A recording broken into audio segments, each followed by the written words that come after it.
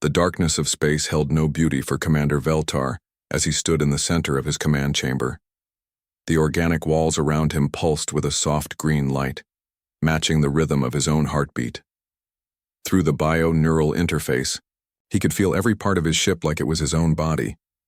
The living vessel responded to his thoughts, turning slowly toward the small yellow star ahead.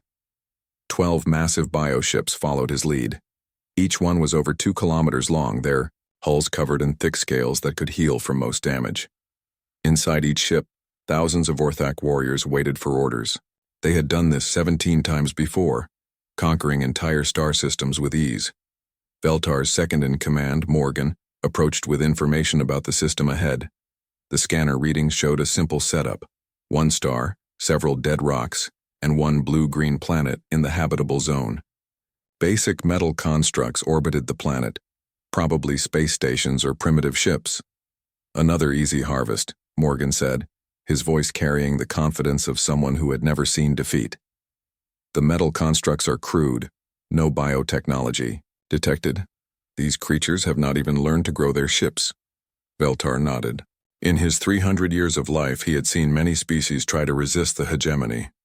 None had succeeded. The pattern was always the same: first contact, demands for surrender, brief resistance, then total victory. The weak species would either serve the hegemony or become food for their bioships. The third planet grew larger as they approached. Through the ship's sensors, Veltar could see it was covered in blue oceans and green continents, perfect for farming once they cleared away the current inhabitants.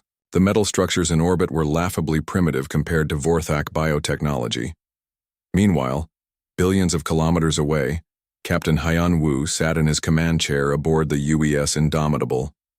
The human battleship was humanity's newest and most powerful warship. Its hull was made of advanced composites that could withstand tremendous punishment. Inside, a crew of 800 humans worked with quiet efficiency. Hyun Woo had been born in Seoul, Earth 43 years ago. He had served in the Earth Defense Force for 20 years, working his way up from a junior officer to captain of humanity's most important ship. His calm demeanor hid a sharp tactical mind that had never lost a war game exercise. The bridge around him hummed with activity. Tactical Officer So Young monitored the long-range sensors from her station. She was 28 years old, brilliant at reading enemy movements, and had trained for this moment her entire career. Communications Specialist Timon sat nearby, ready to handle first contact protocols if needed. "Captain," So Young called, out, her voice steady despite the importance of her report. "Long-range sensors are detecting multiple large objects entering the outer system. 12 contacts, each measuring approximately 2 kilometers in length." Hyunwoo studied the sensor display. The objects were massive, much larger than any human ship. They moved in perfect formation, heading directly toward Earth. Their design was unlike anything in human databases. "Time to intercept?" he asked. "Cat, current speed approximately 6 hours, So Young replied. "They're not responding to standard identification requests." In the engine room, Chief Engineer Yoon-ji monitored the ship's fusion reactors. She was 35 years old and had designed many of the Indomitable systems herself. The engines were running perfectly, ready to push the ship to its maximum speed if needed. Weapons Officer Jin Ho ran final checks on the railgun systems. The magnetic accelerators could fire tungsten rounds at incredible speeds, delivering devastating kinetic energy to targets. The ship also carried missiles, lasers, and point defense systems. Everything was ready for combat. Navigator Yu Jin plotted intercept courses while Science Officer Dong Hyun analyzed the strange readings from the approaching objects. The sensor data was confusing. The objects seemed to be alive somehow, with organic components mixed with technology. Captain Hyunwoo opened a communication channel to Earth Command. "Admiral Park, we have 12 unknown vessels approaching Earth. They are not responding to hails and appear to be of alien origin." Admiral Park's voice came through clearly despite the distance. "Captain, you are authorized to make first contact. Follow diplomatic protocols, but be ready for anything. The safety of Earth is in your hands." The weight of responsibility settled on Hyunwoo's shoulders. 8 billion humans depended on his decisions in the next few hours. He had trained for this moment, but no amount of training could fully prepare someone for humanity's first contact with alien life. As the alien fleet moved closer, Veltar grew more confident. The single metal ship that had moved to intercept them was tiny compared to his bioships. It was barely 300 meters long, a toy compared to Vorthak vessels. Surely these creatures were not serious about fighting. Morgan laughed when he saw the human ship. "Commander, should we even bother with surrender demands? We could simply ignore them and proceed to the planet." Veltar considered this. The hegemony's standard practice was to offer surrender terms first. It saved time and resources if the enemy gave up without a fight. But looking at the pathetic human ship, he wondered if it was worth the effort. The bioships continued their approach, their organic hulls rippling as they moved through space. Inside each vessel, warrior castes prepared for battle, while worker castes maintained the ship's living systems. Everything was routine, just another conquest in the hegemony's long history of expansion. Neither side fully understood what they were about to face. The Vorthak saw primitive metal builders who would fall quickly to superior biotechnology. The humans saw unknown aliens whose intentions were unclear, but whose approach suggested hostile intent. The distance between the two forces continued to shrink. Soon, they would be close enough for weapons range. Soon the galaxy would witness something unprecedented. Humanity's first real test against an alien empire that had never known defeat. The stage was set for a battle that would change everything. In the vast emptiness of space, two very different philosophies of war were about to collide. Only one would emerge victorious, and the consequences would echo across the galaxy for generations to come. Commander Veltar settled into his biothrone, as his ship's living sensors detected radio transmissions from the human vessel. The organic computer translated the primitive signals into understandable language. What he heard made him laugh. The human captain was attempting diplomatic contact. His voice was calm and measured, speaking about peace and mutual understanding. Veltar had heard similar words from 16 other species before destroying them. These humans seemed no different from all the others. "Attention, unknown vessels," came the translated voice of Captain Hyunwoo. "This is Captain Hyunwoo of the Earth Defense Ship Indomitable. Please identify yourselves and state your intentions in this system." Morgan shook his head in amusement. "They actually think they can negotiate with us, Commander. Should we respond?" Veltar waved a clawed hand dismissively. "Let them talk. Their words mean nothing. Soon they will learn what happens to species that stand before the hegemony." The fleet's xenobiologist, Kilran, had been analyzing the intercepted communications for the past hour. His findings confirmed what Veltar already suspected. The creatures calling themselves humans were typical mammals, short-lived, weak, and bound to a single planet.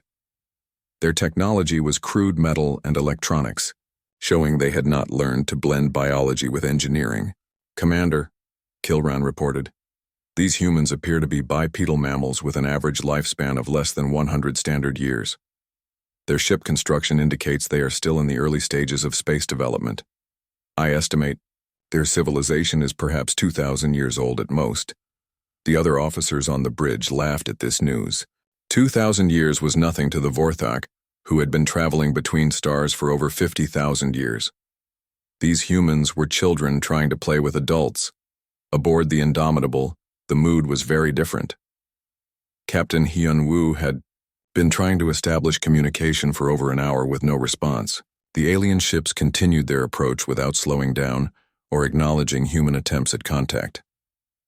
Navigator Yujin had calculated the aliens' course precisely. They were heading directly for Earth with no deviation. Their formation was clearly military, designed for maximum firepower concentration. These were not explorers or traders.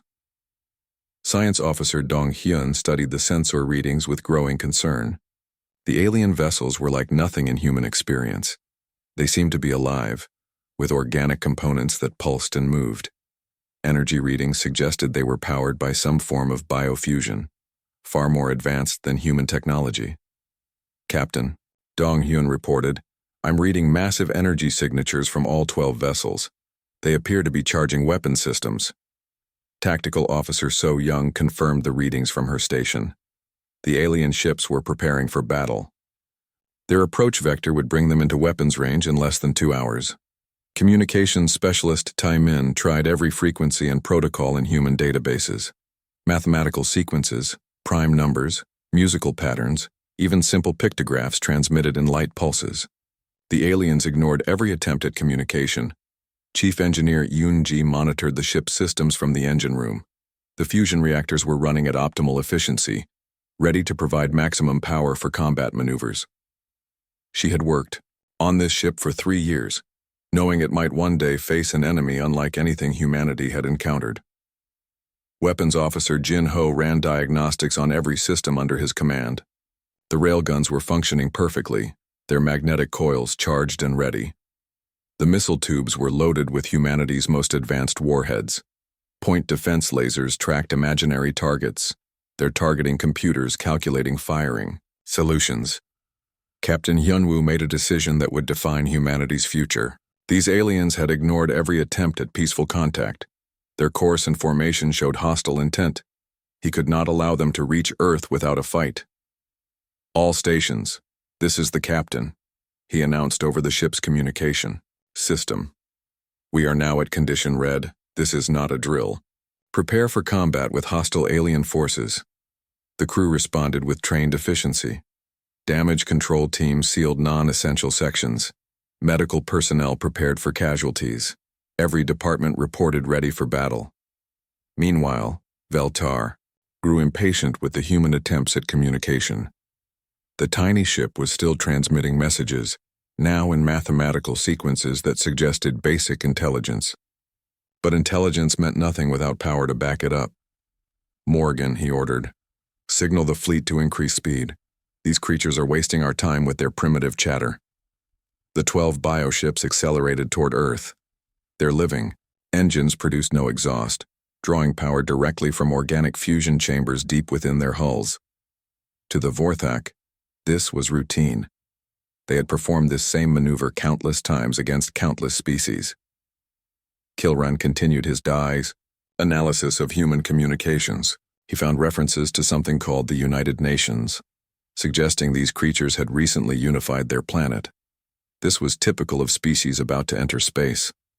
Unfortunately for them, they had chosen the wrong time to expand beyond their world. The xenobiologist's report confirmed the humans were suitable for conversion to hegemony purposes. They appeared intelligent enough for complex labor, but not advanced enough to pose a real threat. Their short lifespans meant they would be easy to control through their natural fear of death. Captain Hyun-woo received one final message from Earth. "Command." Admiral Park's voice carried the weight of 8 billion people's hopes. "Captain, you are humanity's first line of defense. Do whatever is necessary to protect Earth. The entire planet is counting on you and your crew." Hyun-woo looked around his bridge at the faces of his officers. So Young was calculating firing solutions. Taemin was preparing final diplomatic messages. Yujin was plotting evasive maneuvers. Each of them understood the magnitude of their responsibility. The distance between the two forces continued to shrink. The Vorthak fleet maintained its confident approach, expecting easy victory over primitive metal builders. The human ship held its position, ready to defend its homeworld against impossible odds. Neither side truly understood their opponent. The aliens saw weak mammals with crude technology. The humans saw mysterious beings with superior numbers and unknown capabilities. Both would soon learn how wrong their assumptions were. The first interstellar war in human history was about to begin. In the cold vacuum of space, two civilizations approached their moment of truth. Only one would emerge unchanged from the encounter that would reshape the galaxy forever. The first shots of humanity's first interstellar war came without warning. Commander Veltar gave the order, and his bioships launched their organic weapons. Living torpedoes burst from launch tubes, their biological systems programmed to seek heat signatures and destroy anything they found. Captain Hyunwoo watched the alien projectiles on his tactical display. They moved like living creatures, changing course to pursue his ship. These were not simple missiles but something far more dangerous. Evasive maneuvers, he ordered calmly. Pattern Delta 7. Navigator Yujin's hands moved across her controls with practiced skill. The Indomitable turned hard to starboard, its fusion engines providing massive thrust. The ship accelerated, so quickly that the crew felt pressed into their seats despite the artificial gravity. The alien biotorpedoes followed, but they had been designed to hunt slower, more predictable targets. The human ship's sudden acceleration and sharp turns confused their organic tracking systems. 3 of the living weapons collided with each other, while 2 more lost their target lock entirely. Weapons Officer Jin Ho had been waiting for this moment his entire career. Captain requesting permission to return fire. Permission granted, Hyunwoo replied. Show them what human engineering can do. The Indomitable's main railguns spoke for the first time in combat. Magnetic coils accelerated tungsten rounds to incredible speeds, launching them across space faster than anything the Vorthak had ever encountered. The hypervelocity projectiles covered the distance between ships in seconds. Commander Veltar felt his bioship shudder as the first human round punched through its hull. The organic armor that could absorb energy weapons and heal from most damage was useless against pure kinetic force. The tungsten rod tore through 3 decks before embedding itself in a structural support. The second round hit another bioship, amidships. The living vessel screamed through its neural network as the projectile destroyed vital organs. Biofluid leaked from the wound like blood from an injured animal. Morgan stared at his damage reports in disbelief. Commander, 2 ships are reporting critical damage. These weapons, they're not energy-based. They're using pure kinetic force. Veltar had never seen anything like it. In 50,000 years of Vorthak expansion, no species had used such primitive yet effective weapons. The bioship's ability to heal was useless against physical trauma of this magnitude. Chief Engineer Yunji pushed the Indomitable's fusion reactors beyond their normal limits. The ship's engines produced power levels that should have been impossible for such a small vessel. But human engineering had built redundancy into every system, allowing for emergency overloads when necessary. The human ship danced between the massive alien vessels with impossible grace. Its size, which the Vorthak had seen as a weakness, was actually its greatest strength. The Indomitable could accelerate and turn far faster than ships 10 times its size. Tactical Officer So Young analyzed the alien formation and found their weakness. The bioships were designed to work together, supporting each other with overlapping fields of fire. But their massive size made them slow to respond to rapid changes in position. Captain, she reported, if we maintain this speed and stay between their ships, they can't bring their full firepower to bear without risking hits on their own vessels. Hyunwoo smiled grimly. Human naval tactics adapted perfectly to space combat. The principles of speed, maneuverability, and concentrated firepower worked just as well between stars as they had on Earth's oceans. Jinho continued firing the railguns with devastating accuracy. Each shot was precisely aimed at the bioship's most vulnerable points. The targeting computers had learned to identify the organic vessel's weak spots after analyzing the damage from previous hits. A third Vorthak ship suffered critical damage as a railgun round severed its primary neural pathway. The bioship's coordinated movement stopped immediately, leaving it drifting helplessly while its crew tried to establish manual control. Kilran worked frantically to understand what was happening. The humans were supposed to be primitive, but their tactics showed sophisticated understanding of space combat. Their weapons, while simple in concept, delivered more destructive power than anything in hegemony databases. Commander, the xenobiologist reported urgently, these humans are not behaving according to expected patterns. They show tactical innovation far beyond their apparent technological level. Veltar was beginning to understand that his assumptions about these creatures had been dangerously wrong. The small human ship was not retreating or calling for help. Instead, it was systematically destroying ships that had conquered star systems. The Vorthak bioweapons were having minimal effect on the human vessel. Their bioplasma weapons, designed to dissolve most materials, seemed to slide off the Indomitable's hull without causing significant damage.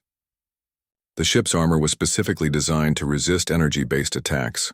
Science Officer Dong Hyun made a crucial discovery as he analyzed the alien weapons.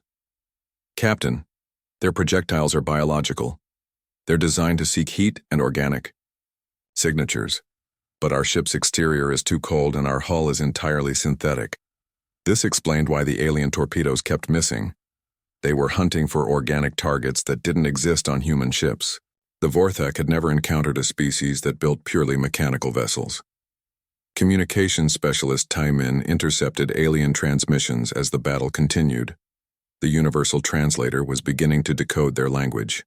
What he heard made it clear these beings had expected easy victory and were now experiencing something they had never felt before. Fear. Navigator Yu Jin plotted another evasive course that took the Indomitable directly through the center of the alien formation. The maneuver was incredibly dangerous, putting the ship within range of every enemy weapon, but it also allowed Jinho to target multiple ships in rapid succession. The railguns fired continuously, their magnetic coils cycling faster than their designers had thought possible. Human engineering had built these weapons to exceed their specifications when lives depended on performance. 2 more bioships took critical hits. One lost its propulsion as a tungsten round destroyed its organic engines. The other began venting atmosphere through multiple hull breaches, its living systems unable to heal fast enough to seal the wounds. Commander Veltar realized he was witnessing something unprecedented in hegemony history. A single ship from a primitive species was defeating a fleet that had conquered 17 star systems. These humans were not just dangerous, they were revolutionary. The battle had lasted only 30 minutes, but already half his fleet was damaged or destroyed. The small human ship continued its deadly dance between his remaining vessels, striking with precision and vanishing before return fire could be effective. For the first time in his 300 years of life, Veltar began to understand what defeat felt like. These humans had turned his certain victory into a nightmare of destruction and disbelief. The galaxy was about to learn that humanity was unlike any species that had come before. Desperation drove Commander Veltar to make a decision that would have been unthinkable an hour earlier. With 6 of his bioships already crippled or destroyed, he ordered the remaining vessels to attempt ramming attacks against the small human ship. It was a tactic of last resort, one that admitted his superior weapons had failed. All ships, he transmitted through the bioneural network, close to ramming distance. These creatures cannot dodge us all simultaneously. The surviving Vorthak vessels moved to surround the Indomitable. Their massive hulls, each over 2 kilometers long, should have been able to crush the human ship through sheer size and mass. It was a strategy that had worked against other species when conventional weapons failed. Captain Hyunwoo recognized the alien formation change immediately. His tactical training had covered similar scenarios in war games, though never against opponents this large. The key was to use their size against them. "They're trying to box us in," he announced to his bridge crew. "Yu Jin, plot a course through their formation. Maximum speed." Navigator Yu Jin's fingers flew across her controls. The course she plotted would take the Indomitable directly between 2 of the massive bioships, using their own bulk to shield the human vessel from the others. It was dangerous, but it was their best chance. Tactical Officer So Young had been studying the alien ships throughout the battle. She noticed something important about their coordination. "Captain, I think they're connected somehow. When one ship changes course, the others respond too quickly for normal communication." Science Officer Dong Hyun confirmed her observation. "The bioneural links we detected earlier, they're sharing information instantly across the fleet. That's how they coordinate so well." This revelation gave Captain Hyunwoo an idea. If the ships were connected, then disrupting those connections might be the key to victory. "Jinho, can you target whatever's creating those neural links?" Weapons Officer Jinho studied his targeting display. The organic ships had clusters of what looked like nerve tissue along their hulls. "I can try, Captain, but I'll need them to get closer to guarantee hits on such small targets." The ramming attempt provided exactly the opportunity they needed. As the bioships closed in, their neural clusters became easier targets. Jinho adjusted his firing solutions to target these organic command nodes, instead of trying to destroy the ships outright. Chief Engineer Yoon-ji monitored the ship's stress levels as they prepared for another high-speed maneuver. The Indomitable was performing beyond all design specifications, but human engineering had built these systems to handle emergencies. The ship would hold together as long as her crew needed it to. The first ramming attempt came from Veltar's own command ship. The massive biovessel accelerated directly toward the Indomitable, its living hull rippling with the effort. But Captain Hyunwoo had anticipated this move. "Now," he ordered. The Indomitable shot forward like a bullet, passing between two alien ships so quickly that their bioplasma weapons couldn't track it. As they passed, Jin-Ho fired precisely aimed railgun rounds into the neural clusters along both ships' hulls. The effect was immediate and devastating. Both bioships suddenly lost coordination, their movements becoming erratic as their shared consciousness was severed. One vessel collided with another that was trying to intercept the human ship, causing massive damage to both. Morgan watched in horror as the fleet's coordination began to collapse. "Commander, we're losing neural links across the formation. The humans are targeting our command networks." Veltar felt the bio-neural connection to his other ships fluctuating. Each precise hit from the human weapons disrupted the organic computer systems that allowed instant communication. His fleet was being reduced to individual ships operating alone. Communication specialist Tai Min had been monitoring alien transmissions throughout the battle. The universal translator was now providing clear translations of their communications. What he heard was fear, confusion, and growing respect for human capabilities. "Captain," Taemin reported, "they're calling us the Metal Demons in their transmissions. They've never encountered anything like our tactics before." The battle continued with the Indomitable weaving between the massive alien ships like a fighter plane among bombers. Each pass resulted in more precisely placed shots that further disrupted the bio-ship's coordination. The Vorthak vessels began firing on each other accidentally as their shared awareness continued to degrade. Xenobiologist Kilran worked frantically to understand how the humans were achieving such precision. Their targeting was beyond anything in hegemony experience. Each shot hit exactly where it would cause maximum disruption to the bioship's nervous systems. "Commander," he reported with growing alarm, "these humans are learning our anatomy in real time. Every shot teaches them more about our weaknesses. They're adapting faster than our ships can compensate." This was perhaps the most terrifying aspect of human warfare from the Vorthak perspective.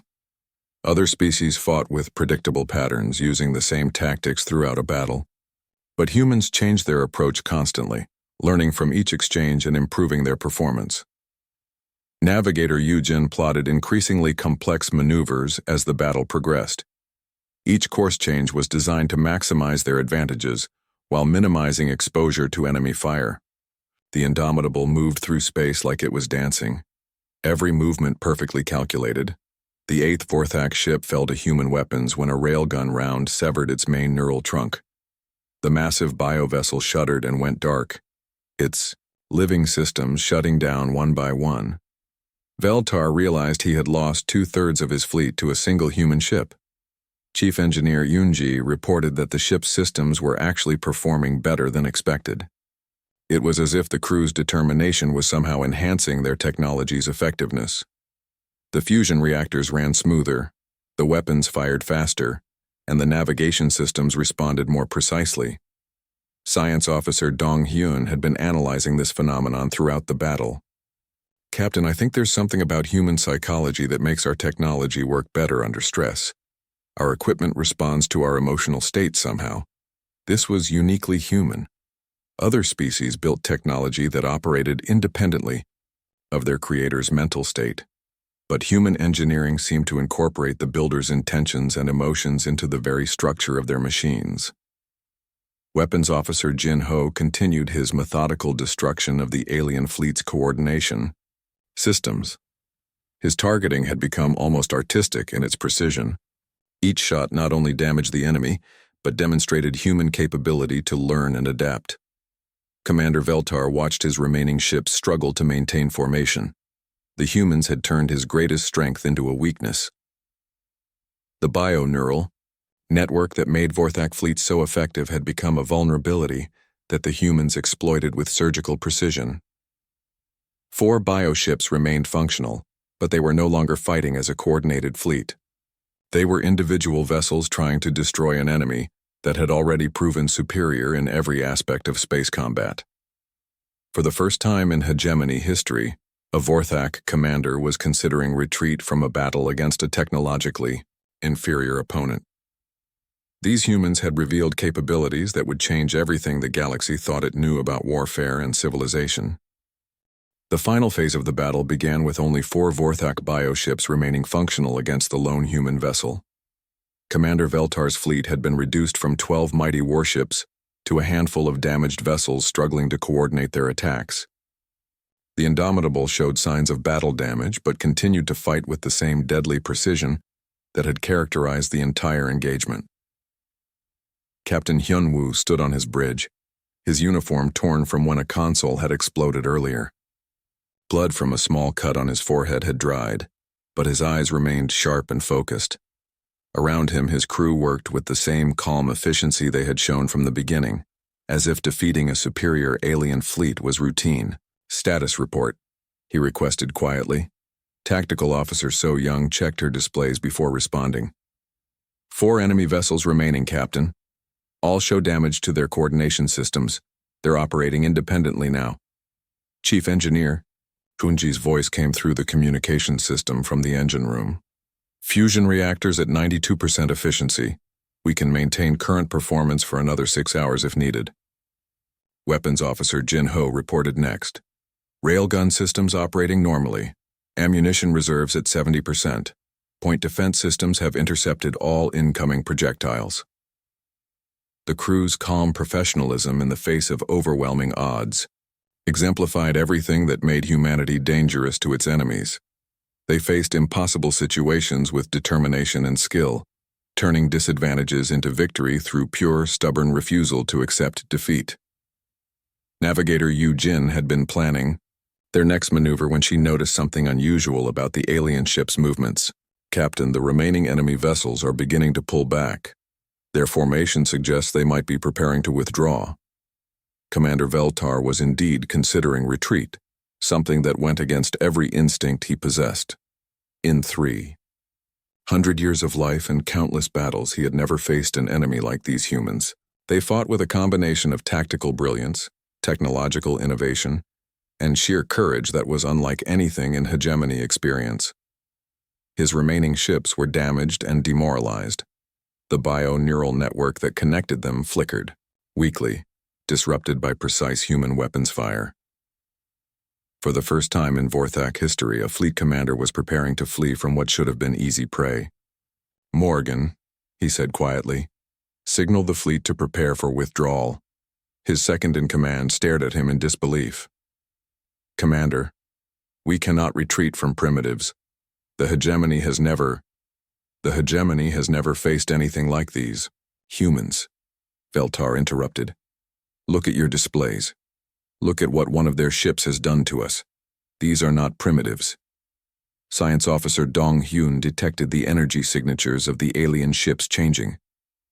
"Captain, they're charging what appears to be faster than light drive systems.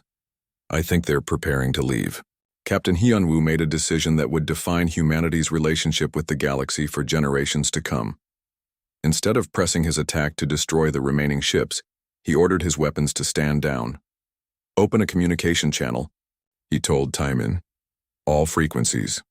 Communications specialist Taimin established the connection and nodded to his captain. For the first time since the battle began, Captain Hyunwoo addressed the aliens directly. "Attention alien vessels. This is Captain Hyunwoo of the Earth defense ship Indomitable. You came to our system with hostile intent and we have defended ourselves. We do not wish to destroy you unnecessarily. Withdraw from this system and do not return with thoughts of conquest."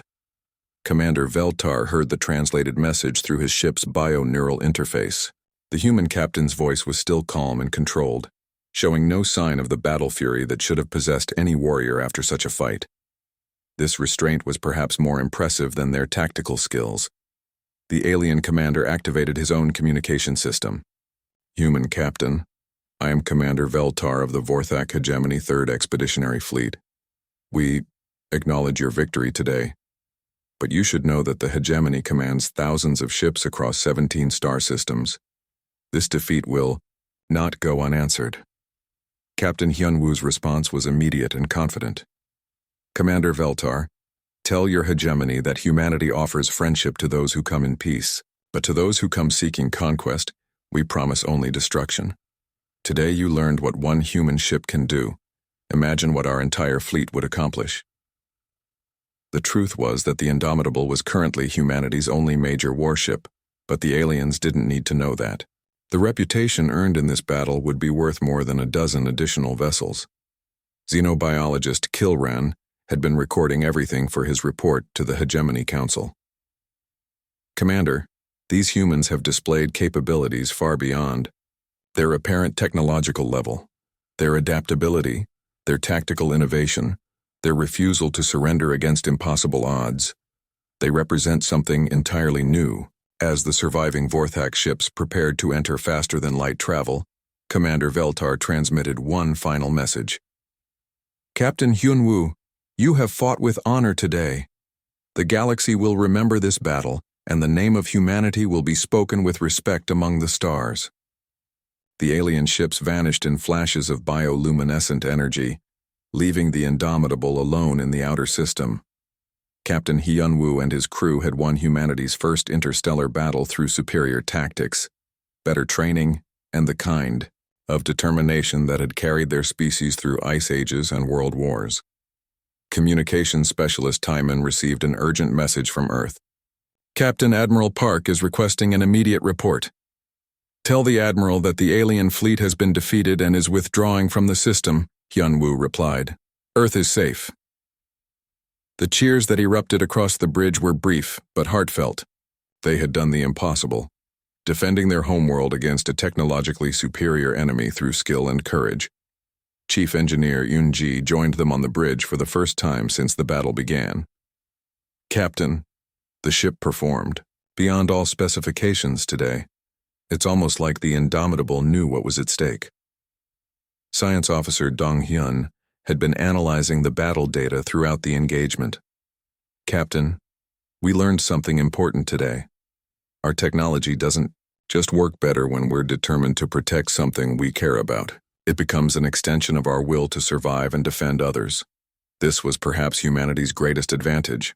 Other species built tools that operated independently of their creators, but human technology seemed to respond to human emotions and determination, becoming more effective when the stakes were highest. Navigator Yu Jin set course for Earth, where they would be greeted as heroes. But Captain Hyunwoo knew this was just the beginning. Word of their victory would spread across the galaxy, attracting both potential allies and new enemies. Weapons Officer Jin Ho secured his systems after the most important battle of his career. Captain, what do you think happens next? Hyunwoo looked out at the stars surrounding them. Next, Jin Ho, humanity takes its place among those stars. Today we proved we belong here. Tomorrow, we prove we can protect others who need protection. The battle was over, but its consequences would reshape galactic civilization. Humanity had announced its presence with a demonstration of capability that would be remembered for millennia. The age of human expansion into the galaxy had begun, not with conquest but with the kind of strength that chose mercy over vengeance.